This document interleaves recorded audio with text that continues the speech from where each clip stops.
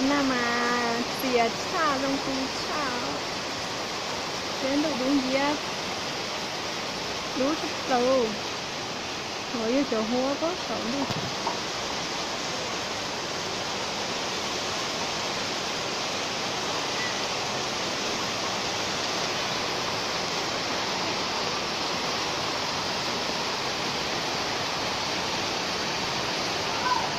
có lại cha thế ở trong đó các bạn nữa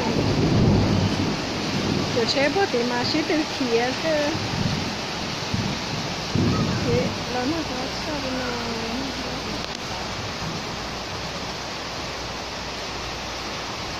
tổng đều nó như chưa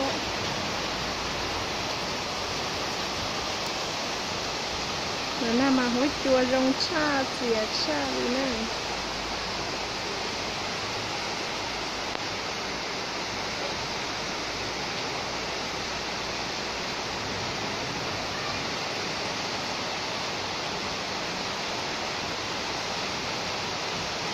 rồi nó thế chua thế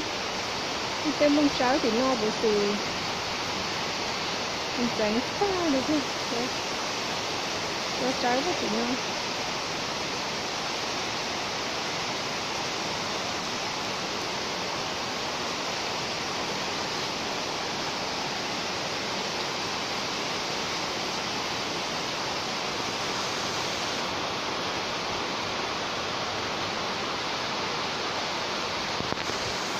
bữa nào nó cả được sự uống sốt tông này thì cho cổ chế